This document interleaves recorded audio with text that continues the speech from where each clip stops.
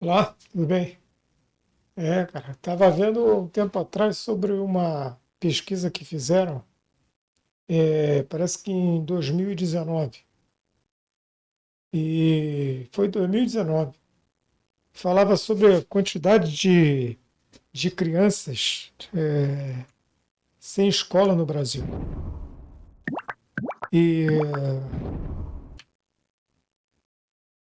Olha, é 4 milhões e meio, 4 milhões e meio. Você acha que é pouco? 4 milhões e meio. Aí tu pensa assim, pô, isso aí. É claro que tem umas variáveis aí, né?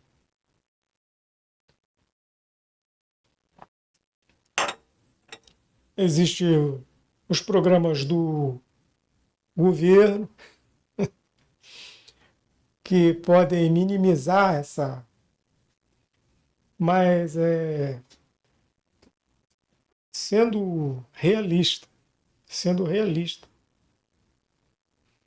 sou otimista e o meu discurso não é um discurso destrutivo que visualiza só o lado dramático da coisa. Não.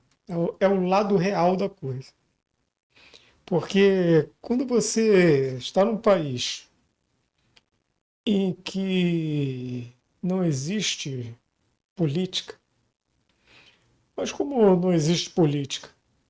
Não existe política porque o nosso pseudo político ele está interessado em aparecer na televisão, aparecer no YouTube.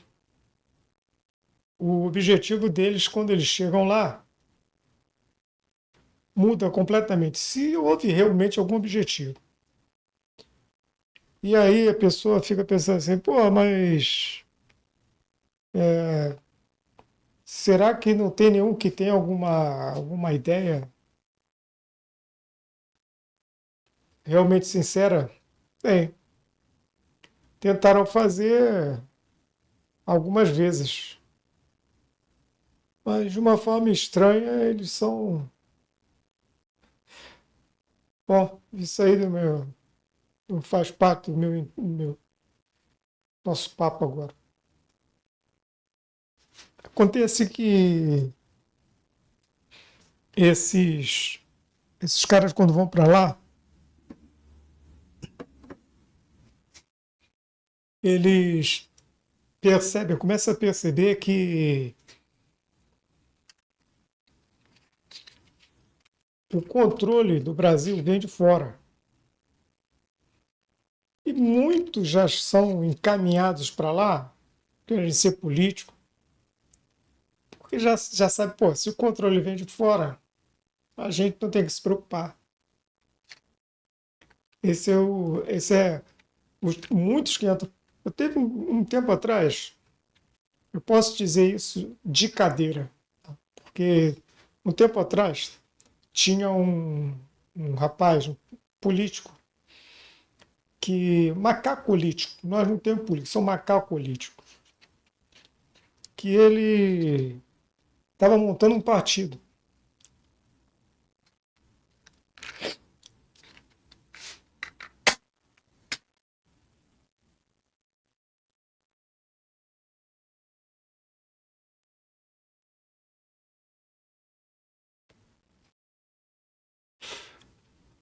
Estava criando, montando, assim.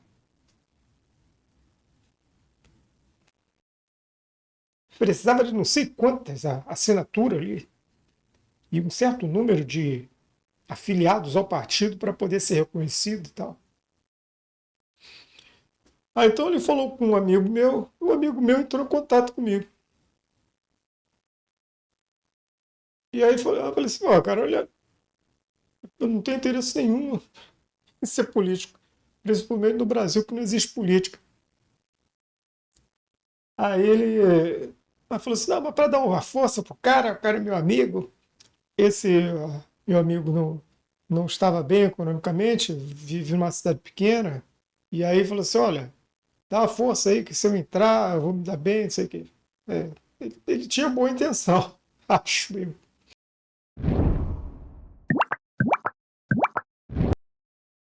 A maioria, quando começa, ela começa assim, fantasiando uma ideia de que é a política.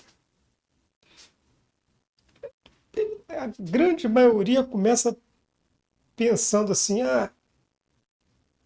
eu vou ficar num meio de comunicativo, vou poder atuar, eu vou poder aparecer, eu vou poder tentar melhorar as coisas e tal.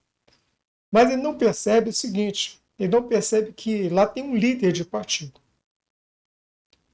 E esse líder de partido muda conforme o vento, visando se manter como líder, visando manter o partido e fazendo coligação ali constantes para poder existir. Não existe fidelidade partidária, é uma esculhambação total. E aí a gente viu porque muita gente não entendeu por que o Bolsonaro fez um partido independente, porque ele viu que se ele não fizesse isso, ele ia ter que obedecer o líder do partido.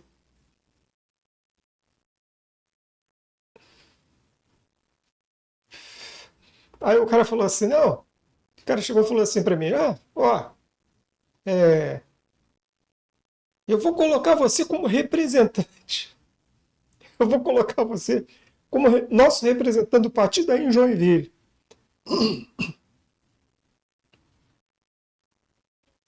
Aí eu falei assim, ó,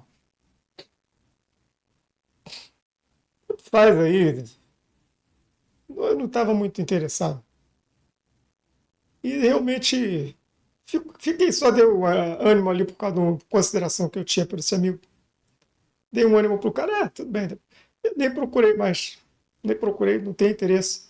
Perder meu tempo disso nessa área aqui no Brasil. Então a gente fica pensando assim, pô, aquilo que eu estava dizendo, o cara chega lá e ele vê assim, pô, quem organiza isso é o americano, América do Norte.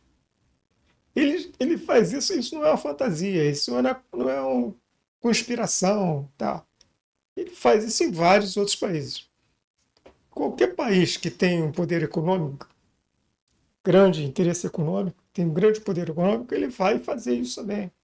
Isso aí é notório em qualquer pesquisa política.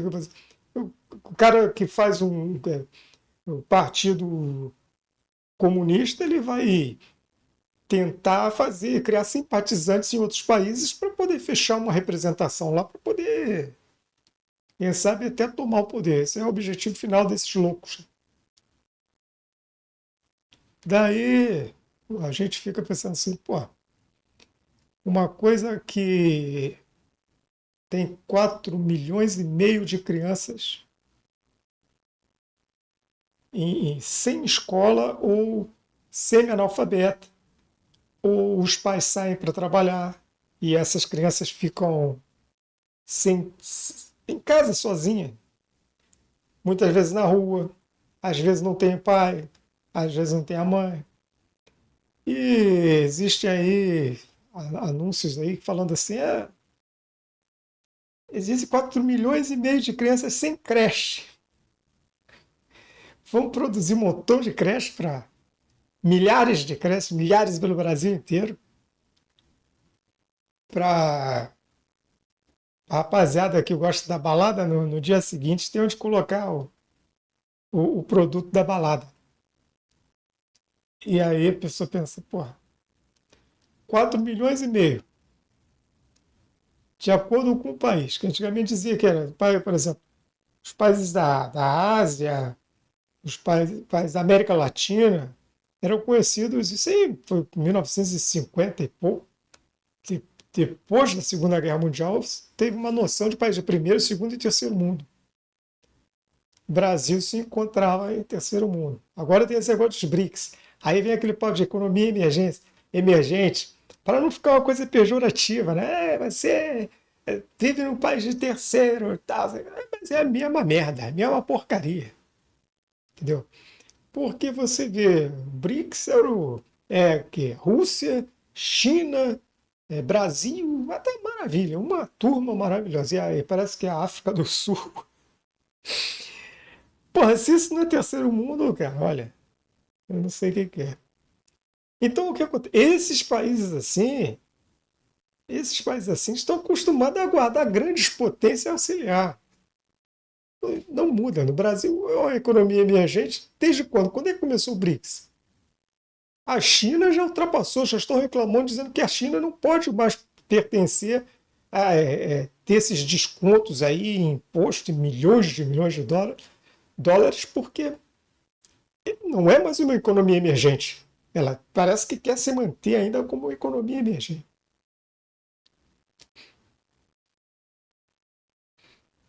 Já está há anos e anos na frente do Brasil. E o Brasil continua na mesma história, né? Com os macacos políticos querendo aparecer. O objetivo deles é esse, fica aquela picuinha entre eles lá, aquela briguinha, ninguém faz nada. Aquele negócio de que, pô, você é isso, você é aquilo, você quer. Aí chega lá o cara, eu vou proibir. Ele proíbe enquanto o americano permite. Proíbe enquanto o americano permite. Enquanto ele estiver mantendo, se mantendo longe do comunismo, ele vai fazer o papelzinho dele. Porque não existe política. E a gente tem que dar graças a Deus por isso, que é o americano lá em cima. América do Norte, nosso vizinho. Porque se fosse do chinês, está tudo fodido no Brasil. Era todo mundo escravo. E aí a pessoa fala assim, porra, mas tem agora esse negócio das crianças, fazendo uma pesquisa rápida, essas crianças, quando se tornarem adolescentes, às vezes o pré-adolescente já está casado, já. No Brasil é assim. E adolescente, jovem, formar família e casar, a tendência é o chamado ciclo da pobreza, que um pai e uma mãe que trabalham para comer e dar comida para os filhos, não tem como obter a cultura, o conhecimento o bastante para poder encaminhar esses filhos. Para que esses filhos não caiam nesse mesmo ciclo de uma forma pior, mais grave ainda. Então, já que existe, de acordo com a pesquisa, 4,5 milhões, uma projeção seria feita depois de um tempo, quando esses jovens crescerem, se casar, nós passaríamos a ter 9 milhões de crianças semi-analfabetas no Brasil.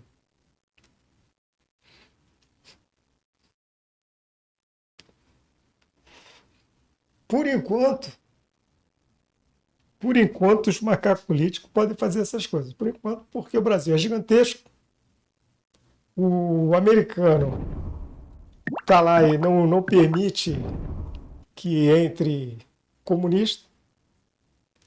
E por enquanto eles podem ficar aparecendo ali igual artistas, aqueles negócios dele. Eles chegam lá e sabem, tá bom, então vamos deixar contar, negócio é dinheirinho no meu bolso.